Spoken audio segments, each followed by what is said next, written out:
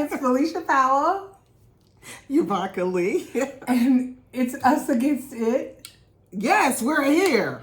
We're video this time. So if you have been listening to us, hey, here we are. Right. We wanted to This show is our her, face. this is me. It's us. It is. Right? Tackling it. And the it today is technology. So That's a good one. the it is getting us into a space where we can manage technology. So Yes. we are gradually building our podcast equipment and things like that. So bear with us as we try to embrace this process and be more in your face. Right. With our face. We're doing it for you. We are. We're the sacrifices we make. I'm telling you. All right. So, if you've been following along, we have been talking along the series of getting yourself in a space where you can be your healthiest self. Mm-hmm. And that's the only way you build healthy relationships is through, healing your inner self and showing up in a way that you're proud of. So we've talked about self-awareness over the last couple of episodes. We've talked about who the us is, who the it is. And then last week we did give some information about who we are and how we came to this space. Yes. So we will continue as we develop this podcast to share more information about us, because it's important that how these practices are in actually panning out as we go through problems in our lives and address things with our families and in our relationships. So we will share some of those things along the way. Exactly. And so, with that being said, we want to also hear from you guys. If it's something that you want to hear us talk about, just let us know, put it in the comments and what have you. But today, we're going to touch a little bit on us. Who is your us, or who? Mm-hmm. Yeah. Who? How do you define your us? Right. What determines that thing that you need to work on, or that's most pressing in your life, that's keeping you from the next step, be it in your goals, be it in your career, be it in whatever relationship, whatever who are those people? With. Right. Who are the people? Your village. Right. Exactly. Yeah. And how you reinforce that village. Because villages also need care. You have to care for all the things in your life that are important to you. And those are relationships, those are community, those are all of those things. So today we're going to talk about the us. And being intentional about. And being intentional. The people that you have in your life. Now, I'm sure you have people in your life where you grew up with them, your friends, Absolutely. You went to school with them, and we evolve throughout the years. We grow, we learn. You should. Yeah, yes. You should be growing. You should be evolving. You should be learning some new stuff and becoming whole. And in those areas of healing, there should definitely be some growth. So, but when it comes to the people that you have in your life, you have to take a look and see, what are these people, what am I to them, and what are they to me? Right. That's a great question. Because ultimately, that's how we want to live. We want to live healthy lives. We don't want to be stressed. We don't want toxicity and we don't want negativity. And if you have set some boundaries in your life of how you want to live, then you have to let these people know. Right. And that could be a hard thing, because some people might not like the journey that you're on, because you've been a certain way to them, accepting of all of their behaviors, for so many years. Right. I think one of the keys, though, is conflict brings those things to the surface, because so you have to be in a space where you want to resolve something. There's something that you want, because if you're feeling like I need to set a boundary here, you've triggered something. Because how did you get there? Yeah, yeah. How did you get there? So when you're sitting there wanting to assess your position and say to your community, your village, your family, whoever it is, your partner, whoever it is, that, okay, I feel some kind of way. Right. So now I've recognized that I've been triggered. So now I have to be aware. Yeah. The awareness has presented itself. And so now I got to figure out how I showed up. Did I do what I wanted to do? Were my boundaries crossed? Did they know my boundaries? Right? Yeah. And so then now you got to, yeah, right. People don't, I mean, you've set boundaries, but you haven't expressed them to communicate. You ain't sent out the PSA. Right. So people don't know. They stepping on your little toes all the time, all over the place. Because the boundaries up here, right, it don't mean nothing until they make it here. Right. Right.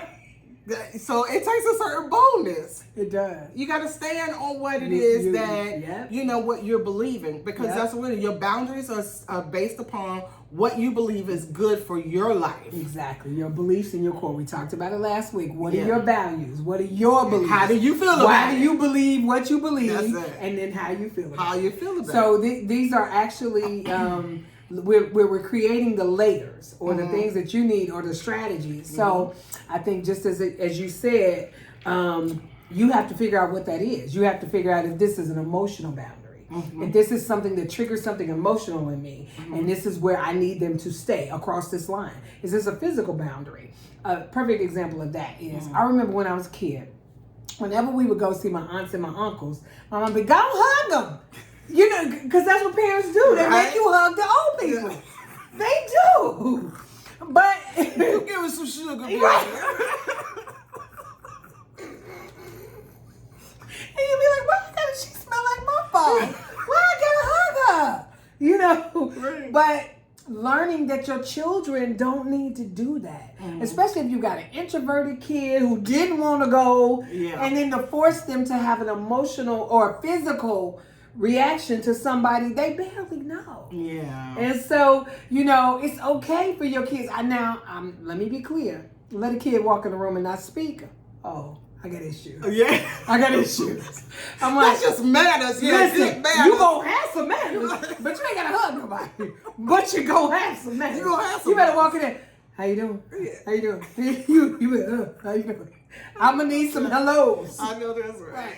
But I also think that you shouldn't force them to in a physical space with somebody that they're not familiar with or they don't want to hug. But that was a good example because that goes along with the things that we're just taught to do. Right. You know, and because we're kids and we don't, you know, divorces don't really mean anything as a kid. Right. You know, you had to do that. Right. You know, absolutely did. So now as adults, you know, you have to be bold enough. Right. To be able to stand on and be able to communicate. Right. These are the boundaries, you know. And you know, you can do it in a way that is not combative or you know, that will make that person more disrespectful, put a wall up. Right. You know, you can just have a basic conversation, you know, these are the things that, you know, I feel that are best for my life now that I've gone through this, that, or whatever. Why do we set these boundaries? I mean, I think it's necessary to remain out of unhealthy situations. Right. Right. And we're so drawn to them. Yeah. We are so drawn to them. So realizing that I don't have to feel this. I am making a choice to feel this when I can make a choice that I don't have to, because one, I can remove myself from this situation. That's right. And then I can step back and say, okay, maybe I shouldn't have said this or I shouldn't have did this, but going forward, this is my line. Yeah. We're not gonna cross this. Or you're gonna get my absence. That's the bottom line. And I'm pretty sure a lot of people can relate to this because I'm pretty sure that there are family members that you're the person that they're always calling. You're the one that's always bailing somebody out against your better judgment or against everything that's in you. Every time you get a phone call, every nerve in you, it's like, I know somebody wants something from me. Right. That's unhealthy. It absolutely is. And I think that, you know, boundaries come in different spaces. You can have financial boundaries. I know a lot of parents have financial boundaries with their kids. You know, their kids are now adults. You can't $30 me to death. You Yeah. cannot. Yes. You cannot. Oh, You cannot $30 me to death. Okay. How is $30 gonna save your life? Oh, How?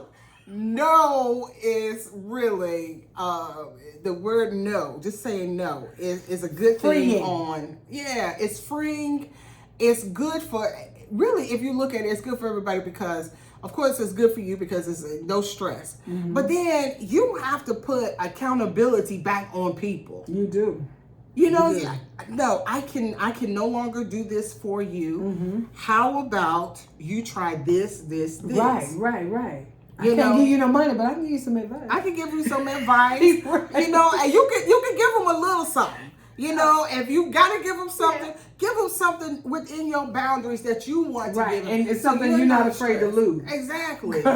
You know, let's keep that down. And then another one is to reduce stress from expectations of others. What others are, you know, they're expecting from you. You know, right. And that's, I mean, I'm sure we all have been guilty of that we're living our life upon someone else's expectations of us. Right. What they expect. And sometimes it's unbeknownst to us. Sometimes we set up, especially in relationships, you set up this idea that I'm in love with the person that I think they're going to become. And that's the biggest trap. Whoa. That's the biggest trap. What is that called? That's like the in love with the possibility. Right, the possibility of who that person's gonna be. You're seeing that person's potential. The potential. Look, The black potential. people, black women, stop falling in love with potential. Please stop. No. Because you have to realize or come to a space that I am going to love this person if they never change. And when you decide that no matter what happens, this person never changes, I still love them, that's unconditional. And that's a space to build from. Yes. But, oh, I know she's working on her master's, so eventually she's going to be a psychologist, and that's who you in love with. But she don't go to class. Just saying. I'm just saying, she don't know that your love is contingent on her being or him being this person that you created in your head. Yeah. That you haven't told them about. So we have to stop romanticizing what we believe a person's potential is and dealing with the reality of it. Because the reality of it is the person that shows up, not the romanticized version of who you think that person is. Get out your head. Please and thank you. And see what before you. Right. I think another point I would like to make too is when you set boundaries, you communicate those boundaries, you stand upon them, and you actually do it. Yeah. It's an authentic interaction. You are being your authentic self. Now, everybody's is not going to agree with that, right? Yeah. They're not going to agree with the changes. Some people will make their exit. Some people will just fade to black, and some people, you know, some might just stick around. You know, right. And those who stick around love you genuinely. Yes. Those who stick around are not the takers, because the takers go exit stage left. Stage left. Stage left. Pew. Pew. And you know what? Here's the thing. You know, when you take the time to really look at it and you say, okay, well, these are the people who left. But then when you look back over the relationship, you see they didn't really participate like you did. They weren't in it like you were. They didn't. You know, you picked up their phone calls, but they didn't pick up yours each time. They didn't have a sense of urgency you had. I think that you should do a post-mortem of every relationship that you've ever had. And that is going and looking at the body, examining what killed it, right? What killed this body? I'm so serious. Do a post-mortem and say, okay, this is, these are the things that were important to me. How often were those fed?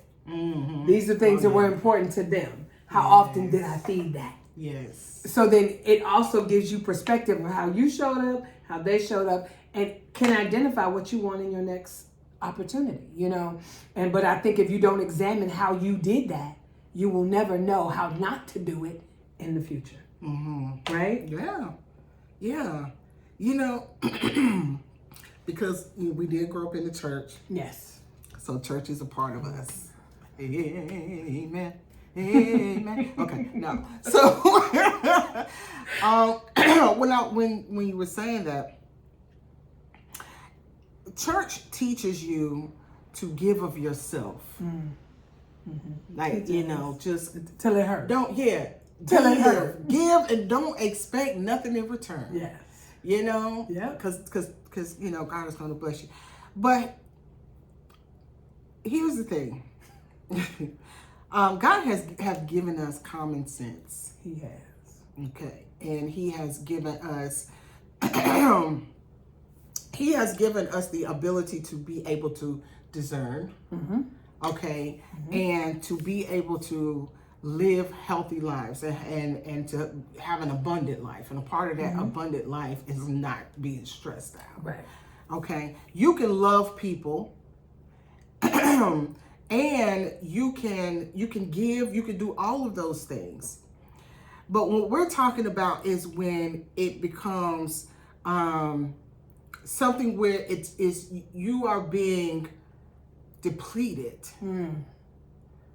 You understand? I mean, and you feel it. I know when you are that person and you have people in your life that are draining you and just taking from you. They're not pouring into you. They're just taking from you. That is not as we should live. It is not. It is absolutely not.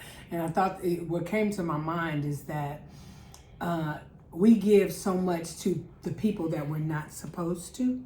Yeah, we go further in relationships than we're supposed to. So one comes to plant, one comes to water, one comes to, and so to add the increase. But I think so often we're pouring into the wrong vessels with holes in them. That the vessel that needs us, we're depleted. Yeah. And we don't have the opportunity to pour in. Exactly. And so we have to make sure that our village, our community, that we surround ourselves with people who can pour into us. When they I can look there, that my friendship circle is so tight that my friends can look at me and say, this something ain't right. Yeah. What we doing? And you should have that in your life. Yeah. And that is born from creating boundaries and healthy relationships, even in your village, even with your friends, even with your partner. You need to have financial boundaries. You need to have emotional boundaries. You need to have intellectual boundaries. You need to have sexual boundaries. These are all things that are important so that you don't have disagreements. You should be able to talk about all levels of, things that impact your lives. You need to understand what I'm willing to do and what I'm not willing to do. You need to understand where I'm willing to show up and where I'm not willing to show up. And then if you know that ahead of the game, then ain't no feelings hurt. Right. Ain't no embarrassment. You should be able to, if you have healthy boundaries, you can communicate with maturity. That's good. Yes. You can communicate with maturity. Absolutely. You can broach any topic and say, okay, babe, this may be uncomfortable, but we got to get through it. Right. You know what I mean? We've had those kind of situations and we recovered so quickly or bounced back so quickly because we handle each other with care. We understand that this is not to break this person. This is to get over something so that we become stronger as a unit. Because that, at the end of the day, that's what you want. You want a united front that stands before people to say, well, if I tell Yovonka, then maybe. No. I speak for her, she speaks for me. And in a lot of cases, but we are individuals. Right. But there is not a situation where we haven't discussed how we move forward in all of our interactions outside of one another. Right? Yeah. So, I mean, I think that was a really good point that you made, especially when you're talking about partnership, right? And when you are building your village, together, because you meet someone and you're starting to grow and to build your relationship. Of course, they had their friends all the years, and then you've had your friends all these years or whatever. Okay, but this right here is something that you are, when you're talking about your partner, or your person. This is new territory that you're building. And so we have to sit down together like we did. It's just like, okay, what type of people do we want in our village? Right. Because these are the people that pour. These are going to be the people that replenish. Right. And I mean, and do we all speak the same language? We're not talking about, you got to have people that always agree with you. We're not talking about, not a cult. Yeah. We're talking more, right? We're not talking about Branch Davidian. But what we are talking about is that when I'm weak, or when I'm confused, or when I'm, just out of sorts. Right. I should be able to communicate with someone that helps me or brings me back to, my center. Right. Right? Mm-hmm. And so building that community or selecting that us is so important. It's important. It's important because you need to be able to trust them. Yeah. And you need to value them. Mm-hmm. They need to be somebody that you value, somebody that, it would make a difference to you whether they were in your life or not. Mm-hmm. You know what I mean? And you need to be able to have fun with them. Everything is not so serious and so, we got to follow these rules. No. No, you need to be able to let your hair down and relax and not be judged. Have a little wine. There's no more wine in here, but have a little wine. Right. This is we definitely don't want to present to people that we don't live our lives to the absolute fullest. Mm-hmm. We were both raised in church, and we understand the rules that man has placed on its people. Mm-hmm. I understand them. Do I follow them? No. Do I disrespect them? No. Mm-hmm. But I've decided for myself, I know what's best for me. Mm-hmm. And there's not a person in the world that can help me get to heaven or kick me into hell. Right. It's all me. Yeah. It's all me. So it's the choices that I make in my life. But I want to surround myself with people who are like-minded. Yeah. Who have, who can contribute to my journey. Right. So. Yeah, when you get in that place in life, why not? I mean, we do the research for anything else, Mm-hmm. Mm-hmm. We're researching, if this job is good for me. We're researching, excuse me, houses, what communities, which car I'm about, which where I'm going to live. All of that. Listen, why can't we research out our friends or the people that we want around us, and how are they going to show up, and seeing, these are going to be the friends that we're just going to chill with. These are the friends that we know we're going to get ready to have some real deep conversations with. Right, absolutely. And that's what you literally should do. You should create, or determine what purpose do these people have in my life. Right. How am I going to benefit them? Because you have to figure out how you fit in there too. That's true. You have to figure that out too. So how am I going to benefit them? How are they going to benefit me? And how do we come together and make sure that we are honoring their boundaries as well as honoring our own? Mm-hmm. So I think that makes a lot of sense. So I love that. It's those authentic interactions. Mm-hmm. Okay. I think also if, getting to a space where you accept your truth about yourself, right? Mm-hmm. Yeah, and so that is, and once I accepted my truth about myself, it's easier for me to, voice my concerns in a moment when I'm feeling like that didn't hit me right. I'm like, can we talk about that? Whatever the case may be. Or even letting go of, so a lot of times in relationships, even with friends, families, new people, we get enmeshed because we're excited about the new friendship or new relationship, and then we start taking on traits of the other person. Right. And then we found ourselves saying, I just sounded like her. Or I just, and that's great because it just means that you found a person that belongs in your community. Yes. But making sure you don't lose your individuality. Oh, that's important. That you don't lose your individuality because the work that you did before embarking on that relationship is important that you sustain that. You have to respect the work. Right. You have to, and you still stay in that space of, I love, how we come together, we laugh, we have a good time, but I have these goals and I still got to do these. And I'm a doer. As soon as you tell me, I want to build a skyscraper, I'm ordering iron, I'm getting some barbed wire. When can the cement truck come? Because I am a builder. Yes. And so from there, I want to get you to the space where you are living your best life. You're doing the things that you want to do.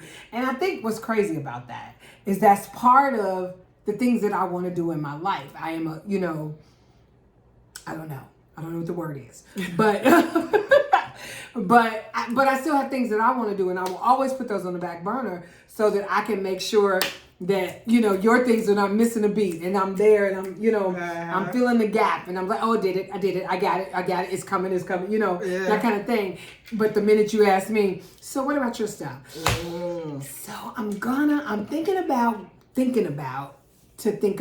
what the next thing I'm gonna think about. So it's important that what I love is that she asked me, she challenged me. So what did you do to work on this and this and this and this? Because I can get so caught up in wanting to build what we're building together and forget about the things that are important to me. But that's unhealthy.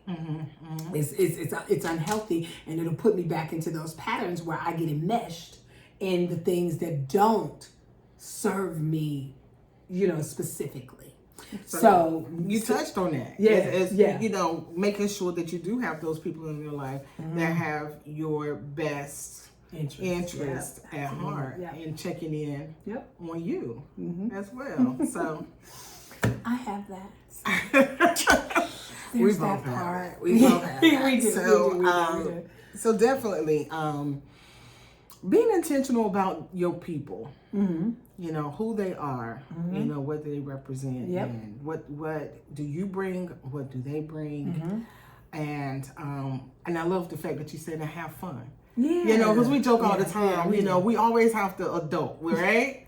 we have to adult. We have to work. We have to pay the bills. Yeah, we do. But you gotta have that space where you can just be free. Yeah. And Absolutely. so hopefully this helped. I think it did. I think it did. I think it did. So just touching on that, those people. Did you have some? I do. I'm going to give you just a few examples of what healthy boundaries look like. So expecting, others to communicate with maturity. We kind of talked a lot about that. So I think in your language, and I know there's a lot of vernacular, people use certain words and things like that, but being able to walk away or separate yourself from that and say, okay, we need to have a difficult conversation. Let's sit down, let's talk about it, and let's talk about the emotions that it brings up. And then let's just work through that. We don't have to have resolve today. We just need to put it in the atmosphere. Right. We need to put it out there so you can have time to think about what I said. I can have time to think about what you said. And then we come back together, but make a plan. So I am the kind of person that we talked about before, that I need a few minutes to process my emotions so that I don't emotionally react. She's the kind of person who needs a resolution. She wants to get to resolve. So because I need time, if we say, so we haven't resolved this, but do you need an hour? Do you need 2 hours? And then just make that commitment. Give me 2 hours, and then we'll sit down and we'll talk about it. And that to me is an example of a healthy conversation, whether the nature of the conversation may have been hurtful or whatever the case may be. At least we're choosing to deal with it and talk about it and then work through that. But I think that maintaining your identity, being able to adult conversation, having adult conversations, and then asking for space. So if I needed that 2 hours, I need 2 hours, and in that 2 hours, I'm gonna go upstairs and I'm gonna crochet, whatever, to help me process my thoughts. I don't really crochet, but I'm just saying hypothetically. I'm probably gonna go smoke hookah, but that's neither here nor there. But these are facts. So, oh God. So there it is. But being able to ask for personal space, and then her not being, or that person not being offended that you want personal space. Right. We haven't had that yet. But understanding that boundary, that's I would say that's setting some kind of boundary there, because you understanding what you need, right? You communicating that, right, to me, and then me, because I care for you, respect that. Yeah, absolutely. Even though I might be ready to, I'm going to respect that, because in the end it's going to work out for all of us. Right. And then voicing your concerns rather than holding them on, expecting that person, that cousin, that sister, that brother, that mother, that father to figure it out. We can't have these expectations in our head that nobody else knows. Right. It's got to get out of your head, into your mouth, and communicate in a way that a person can receive it. So understanding your audience. If your partner is at the highest level of their anger, they ain't gonna hear you. They're not. So you need to be able to say, okay, I know we're not gonna get there today. But either I'm gonna text you, write you a letter, I'm gonna put it down, and then we come back after you can hear what I have to say. I don't need you to agree, I just need you to understand. Yeah. Right? Exactly. So being able to voice your concerns in that moment rather than letting them pile up, to where you just like, we have an argument about you running a stop sign, and then I unload on the 20 things that you done to piss me off in the last 3 days. Yeah. Right? That's unfair. Yeah. That's completely unfair. When I could have addressed the fact that you left the cabinet door open or whatever. Those little things. So being conscious in that moment and respectful and giving that information. And then leaving a situation when you're being disrespected. Nobody should be disrespected. No. Nobody. There's nothing that warrants disrespect. And disrespect for me could be very different from disrespect from her. I am not a fan of cursing and arguing. I cuss. But I try not to cuss at people. I'll cuss at situations. If I'm cussing at people, that's a whole other ball of wax. But I'm delivered. I'm delivered. Yeah, I'm delivered. So...